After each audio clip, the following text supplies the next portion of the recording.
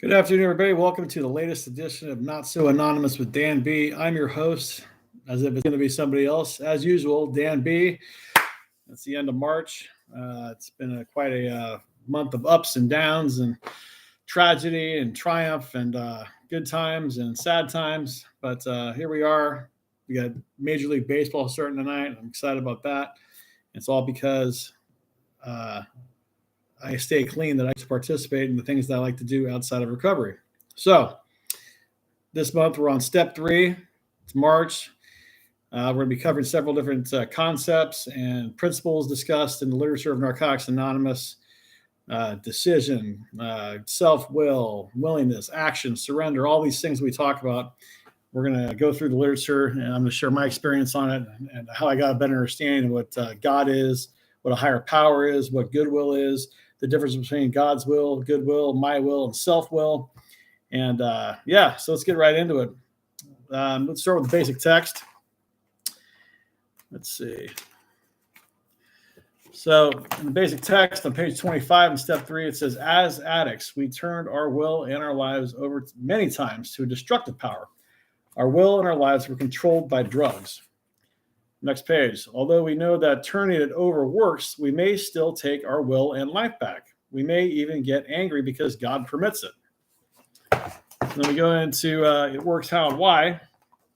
Page 26. It says the decision we make in step 3 requires that we move away from self-will.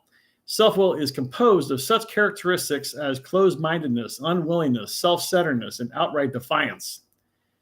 Our self-centered obsession and its accompanying insanity have made our lives unmanageable. Acting on our self-will has kept us trapped in a continuous cycle of fear and pain. Going to page 28. It says, we learn to let go and trust God of our understanding. If we take time to think and seek direction before acting, we no longer have to run on our own self-centered will. Turning our will and our lives over the care of our higher power provides a solution to the problem of life based in self-will, resentment, and control. And on page 29, it says, our sponsor will guide us in applying the spiritual principles of recovery, showing us how to shift our focus away from our own self-interest and toward a more spiritually centered life. Moving on from a self-seeking life to a life based on spiritual principles requires us to change profoundly. Profoundly is a strong word. So for me, I grew up going to Catholic school, so I had an idea of what God is in a religious sense. I had and all these other characters in the Bible, and I was taught to pray to God for guidance, or pray to God, about my troubles, or to take my troubles. Sorry, I got to plug this computer back in. So for me, I felt like I got caught up in. I really wasn't taught how to pray successfully, because if I'm just praying for my circumstances to change, it really doesn't require much effort on my end.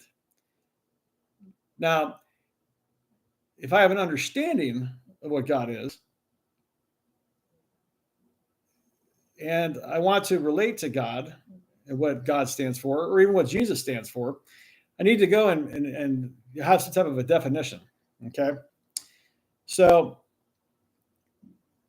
if I'm going to go ahead and understand that my self-will, my thoughts, my words, my actions, my desires, my beliefs, all these things have not brought me joy, have not brought me peace. They've terminated some relationships. They've caused harm in some relationships. And I'm using substances as a resolution to these things, or these substances are causing problems in my life. Something's got to change. So I need to make a decision to do something else. Now, I always liked when I think of the word, how I understand God, it comes down to concepts and ideas, okay? So now what does it mean by something greater than us? Well, my thoughts, words, and actions and beliefs and desires didn't get me too far, and I'm unhappy. So maybe something more valuable. Think of the word greater as valuable. Something more valuable, like in numeric terms. 8 is greater or more valuable than 6. If I'm walking down the street and I need to get a cafe latte and I only have $3 in my pocket, but my buddy's got $5, I'm probably just looking at a cup of black coffee and he's going to get the cafe latte because he's got the greater value. So in concept terms, honesty is more greater or valuable than dishonesty. It creates more, peace. So I go down the list of all these principles, but we're going to get into that. So it doesn't necessarily have to be a supernatural being that's greater than me. I had to change it all to like what concepts, ideas, whatever is more valuable to me. But first I got to make a decision that I'm willing to give this a shot. So the next word that we focus on, step 3, is decision. So in the basic text, it tells us on page 26, we made the decision. It was not made for us by the drugs or our families, a probation officer, judge, therapist, or a doctor. We made the decision. For the first time since that first high, we have made a decision for ourselves. The word decision implies action, and we're going to get to that later on. This decision is based on faith. We have only to believe that the miracle that we see working in the lives of clean addicts can happen to any addict with the desire to change. At times during our recovery, the decision to ask for God's help is our greatest source of strength and courage. We cannot make this decision often enough. So like for me, I'm going to talk about like frequent surrender throughout the day or every hour, week, whatever it is. It's a moment-to-moment basis for a guy like me. If you suffer from addiction and all the torture and everything else, things come up out of the blue. My life's very unpredictable. My relationships are unpredictable. So I got to be prepared at all times. It's not a 24-hour program for me. I mean, yeah, it's nice to say I woke up and I didn't use today by the time I go to sleep and do it over again. But for me, it starts with the mind. So I got to be prepared at all times. All right. It works out why. Step 3, page 27. When we first look at making the decision called for in the step, we are likely to have questions, uncertainty, and even fear about what we are being asked to do. We might wonder why we need to make a decision to turn our will and our lives over to the care of the God of understanding. The decision that we make by working the step and the relationship that results will revolutionize our existence. This decision is easier to make than to live by. We can easily lapse into old behavior. It takes determination, time, and courage to change. Because we're not perfect, we simply continue to reaffirm our decision on a regular basis and then do the very best we can to live by it. Page 28. From now on, we are going to be practicing this decision, and the way we relate to the world around us can change radically as a result. So we're going to be talking about action once again. Further down to page 28. Though we don't know what this difference will entail, we know that it is sure to be better than what we've had in the past. We rely on our faith and believe that this decision is one of the best decisions we've ever made. Turning our will and our lives over to the care of the God of understanding is a tremendous decision. Because our individual beliefs about a power greater than ourselves vary, there is no uniform way to put our decision into action. Another way we can practice our third step decision is to continue with our recovery by working the remainder of the steps. As we get ready to make this decision, we talk with our sponsor, go to the step meetings, and take the opportunity to share about it with other NA members. We gather as much knowledge, insight, and experience as we can from these sources, and then we make our own decision. No one can do it for us. We must consciously decide to do this for ourselves. Of course, this is not a decision we make solely with our intellect. In truth, this is a choice we make with our hearts, a decision based much more in feeling and desire in deliberate reasoning. Though the path from mind to heart seems a difficult one, formally working this step with our sponsor seems to help us make this decision a part of who we are. On page 32, we begin to see positive results from the decision we have made. We begin to notice changes. Because we have made the decision to allow our spiritual principles to work in our lives, we may notice a sense of relief, peace, joy, happiness, mended relationships, so on and so forth. For some of us, deciding to turn our will and lives over to the care of the God of our understanding is a process. It's not an event. However, in making that decision, we do make a commitment to practice this step in our lives. When we are tempted to manipulate a situation, we recall this decision and let it go. So again, it goes back to like surrender on a moment-to-moment basis for me. 35. The decision we've made in the third step is perhaps the most monumentous decision we'll ever make in our lives. But we need to work the rest of the steps for it to remain meaningful. So I got to completely surrender to the fact that I need to reprogram my mind, reprogram the way I respond to life, reprogram the way I treat people, reprogram what I think is important in my life, what I demand, all these kinds of things. Because without these externals, I go nuts and I want to go get loaded. So it's great to make a decision, but when are we going to get around to it? So that's where willingness comes into play. Without willingness, I'm not going to take the action necessary. So for me, I could pray for willingness, and that's all fantastic. But it comes down to it. Am I sick of the results of my decisions? Am I using my actions, or am I not? So I got to make a decision to do these things and then be willing to make the move. Okay. So the next thing we talk about is, okay, if we're going to decide to do something, we got to have a game plan. What are we deciding to do? What are we deciding to live by?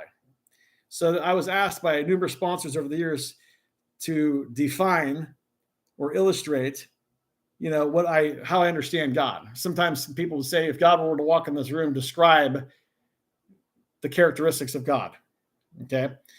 So many of us, we go by the principles such as someone who has hope, someone who has faith, someone who's honest, someone who has integrity, someone who's courageous, someone who is forgiving, accepting, tolerant, generous, kind. So whenever I have a guy that I'm taking through the steps that I give him this assignment to define the God of their understanding, not once, and I swear, have they ever defined the God of their understanding or their higher power as a jealous, self-centered, cowardice, perverted, angry person. Okay? They never use those terms. Guarantee it. And usually, we can go by the golden rule. How do we want to be thought of? How do we want to be spoken of?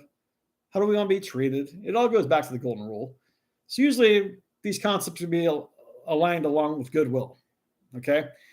So for me, when I had a God of my understanding, I had to get really descriptive. And it wasn't just a few things, because there's just so much stuff. And we can always add to our third step list. Okay. So what are we talking about as far as the God of our understanding? Well, in the basic text on page 25, it says our concept of God comes not from dogma, but from what we believe and what from works for us. Many of us understand God to be simply whatever force keeps us clean. The right to a God of your understanding is total and without any catches. No wonder this program's so attractive. We get options. All right, it works out. Why? Page 28. We need to surrender to the care of the God of our understanding. One is to continue our efforts to develop a personal relationship with the God of our understanding. Page 30. We have a complete personal choice and freedom in how we understand our higher power. Just as our freedom to have a God of our own understanding is unlimited, so is our freedom to communicate with our higher power in whatever ways work for us. Okay, so what works for us? Well, everybody's got their own idea of what God is. Sometimes people choose a religious God of their denomination or whatever, and that's fine. For me, it's situational. Basically, my relationships are my life, okay? So not only do I have to change my desires and change what I find important and change how I treat people, I got to be prepared for how people use their free will. Sometimes they are in self-will and they're not knowingly doing things to other people because they don't know any better. Sometimes they are deliberately going out of the way to hurt people or come up on people. Sometimes they might be just doing and saying and thinking things that I don't prefer. And there's nothing personal. It's just a different belief system. So I don't have to condemn them over it. It's just different. So how do I understand God? Now, what happened to me this last time around, after being a member for 11 years, in 2018, I'm driving around my car. I'm listening to Relevant Radio, which is a Catholic radio network. And this priest is taking calls, right? Many of you have already heard the story. And you've heard me in the rooms. But for those of you who aren't familiar with all this, I'm going to go down the story.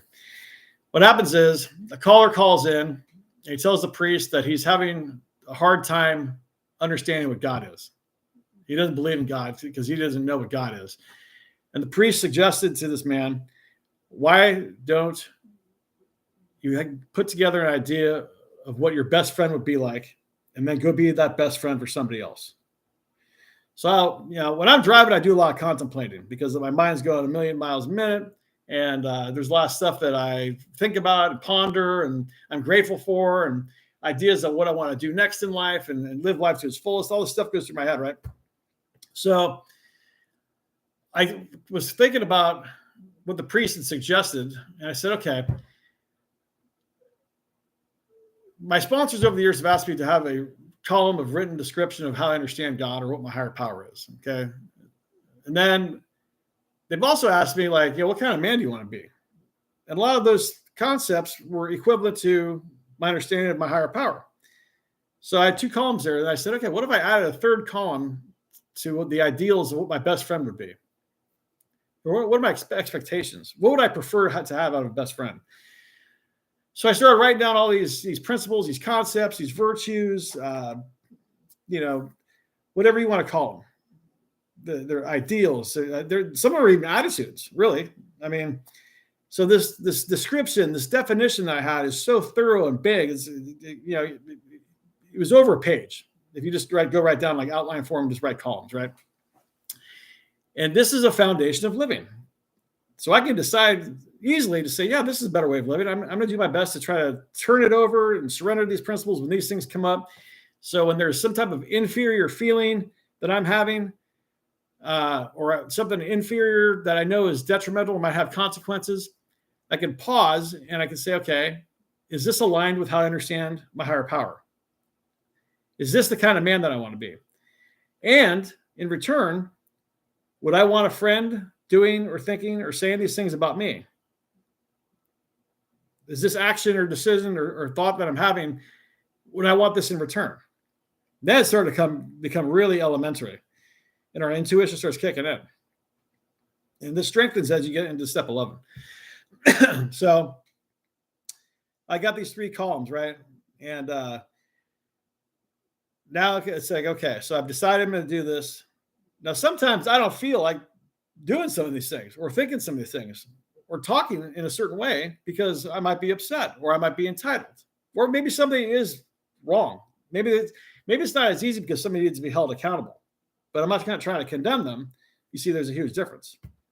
So now I need some willingness. Am I willing to carry out these concepts and ideas that I wrote down of how I understand God or how I understand my higher power or the kind of man that I want to be? Am I going to put an expectation on another human being and not carry it out myself? So these types of things I got to ask. This is why we have sponsors for accountability purposes.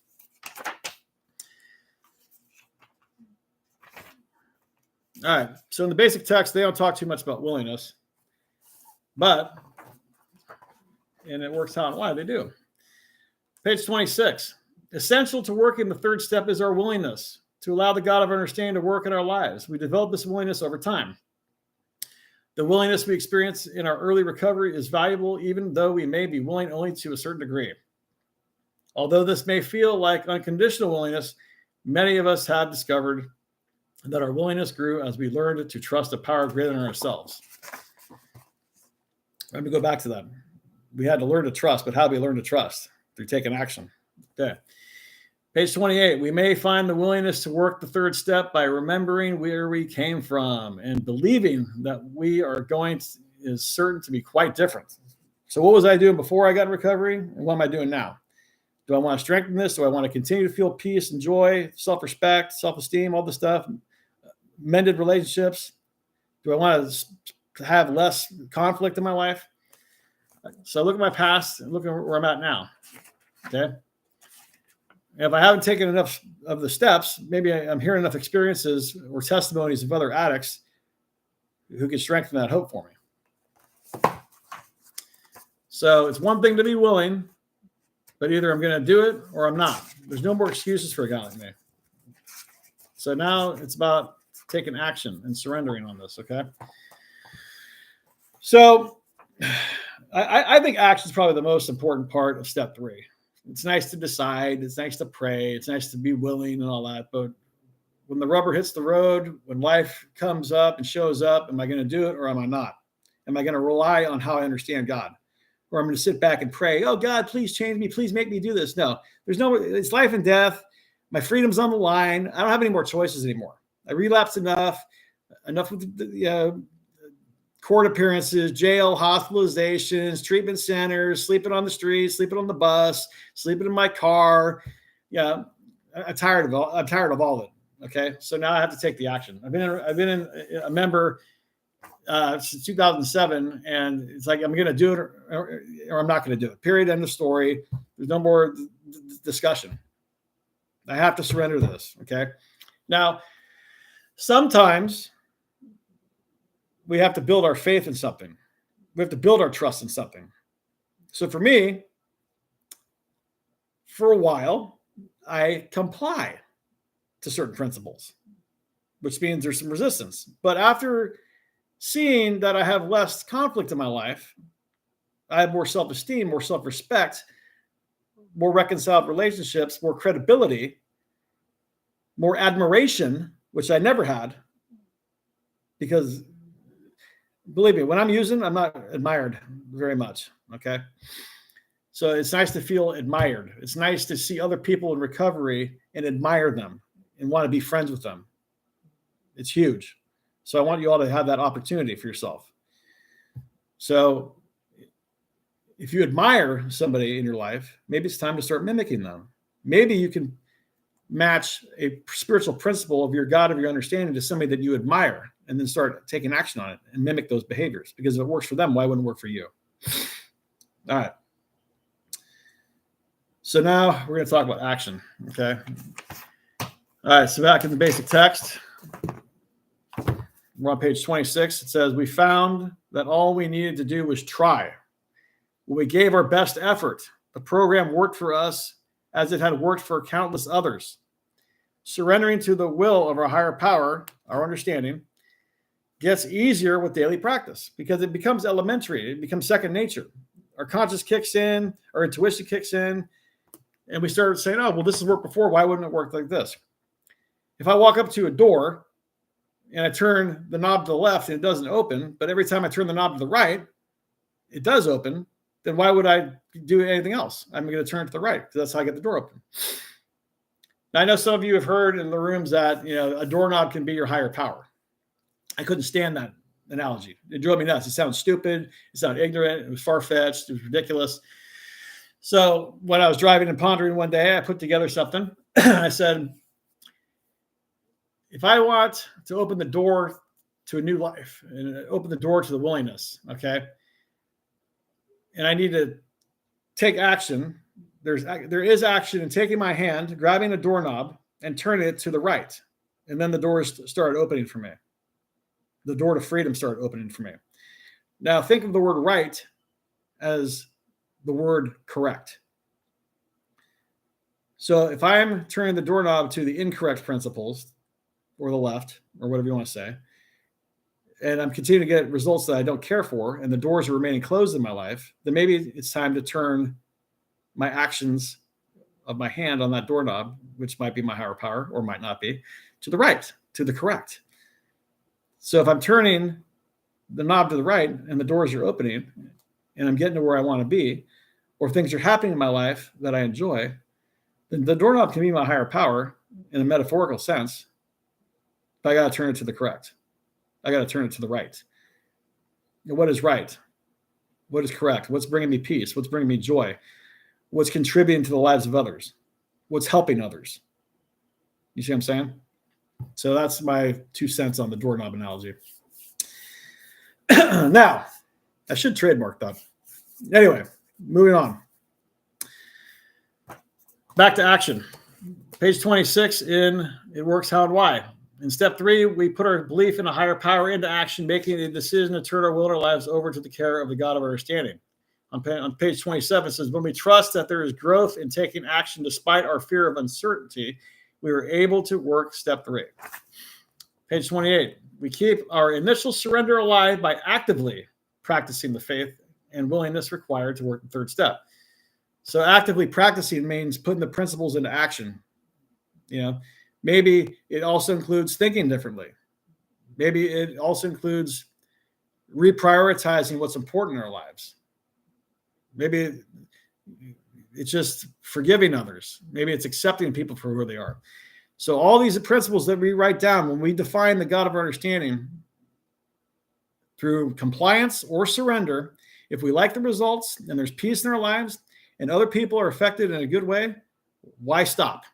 Especially if we're not using. All right, let me go to page 30. Our relationship with our higher power grows stronger as we practice faith. Again, practicing these principles in all our affairs. With our prayers, we ask a power greater than ourselves to care for us. Each time we take this action, we strengthen our faith and our decision to rely on our higher power. Step 3 doesn't free us from having to take action, but does liberate us from excessive worry about the results. If we want something, a job, an education, recovery, we have to make the effort to get it. Our higher power will take care of our spiritual needs, but we need to participate in our own lives. We can't simply sit back and expect God to do everything. We are responsible for our recovery. Okay, I went to high school, right? Mills Vikings, class of 97. I had tremendous attendance, but I didn't study outside of the classroom. I didn't do the assignments. I didn't read. I got lousy grades.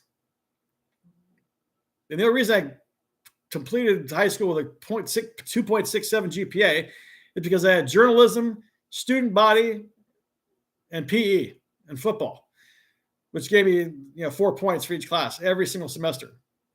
So everything else was a disaster, average or less than, okay?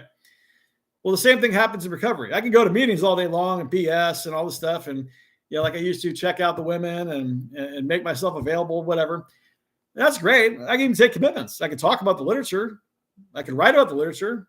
I can even do step work till I'm blue in the face and have tremendous writing.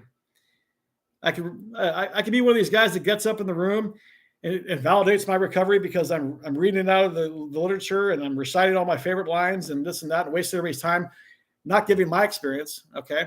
No, I'm going to give you my experience. Right. So that's all great if it strengthens your spirituality but if I'm not conducting myself that way outside of the room when I leave the meeting or when I leave the table talking to another addict I'm sponsoring, it doesn't matter. It doesn't matter. I can memorize all this stuff. I can walk around with my book under my arm and all that. It doesn't matter. So meeting attendance is great. Reading all this stuff, highlighting, underlining, memorizing all this stuff is great. Talking about my sponsors is great. Talking about my sponsees or other addicts I'm helping out, that's great. But I need to practice and activate these principles. Then I see the results. Then I affect the lives of others in a positive way. Then I'm contributing to my society and my community. Back to 31. We try to align our actions with what we believe our higher power would want for us, and then we deal with life as it happens. So as things happen, if I get uncomfortable, if I'm challenged, I identify the inferior negative feeling or the situation. I go to the principles. If I'm unable to put together a plan of action based on those principles, I bring in my sponsor and we discuss something. And then I get guidance from him. Or I might talk to another addict who has recovered, who has some time who I admire or respect. Or maybe they've had the same situation. Page 32, relinquishing control is not easy, but we can do it with help. With guidance from our sponsor and daily practice, we are sure to find ourselves learning how to get our egos out of the way so our higher power can work in our lives. Even though we make mistakes, we become more willing to take responsibility for our actions. Putting our recovery commitment into action, we work step 4. So, man, there's just so much. So, like, if I slip up and I deliberately go out of my way to not pause and react with self-will, what I'm entitled to, what I think is justified, and there's consequences, right? I can go back to the principles and try to amend the situation still. It's never ending.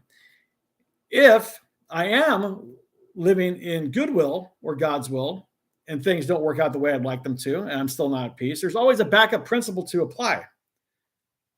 Most of the time it's acceptance. Sometimes it's forgiveness. Sometimes it's just tolerance. You see, everybody on this earth is using their free will. I might not like it. I found out through this step that things aren't always happening to me. People are doing things to me. No more blame. I'm not a victim. I'm a participant on earth. I choose not to use. I choose not to use. And my addiction and my consequences were so bad. I was beaten within an inch of my life and my freedom. Now I can contribute to somebody else who might feel down and out and is in all this fear or resent. Tell them what a fool I was. Tell them what principles I used to correct the thinking, to activate the correct responses to life, and not get loaded. So we all have a choice of how we understand goodwill or God's will or a higher power or God or whatever you want to say. And like I told you before, everybody in the rooms or listening to this podcast today has the capability of understanding God a certain way, working the rest of the 12 steps, and then changing the course of history of the life of another suffering addict. Now that's what I call purpose. You know what I'm saying? So I hope you enjoyed today's podcast on step 3. We'll see you in April. We're going to be talking about step 4. We're going to be talking about courage. We're going to be talking about several areas of our lives. 7 deadly sins. We're going to be talking about character defects. We're going to be talking about sexual ideals, fears, resent, all that stuff. It's going to be great.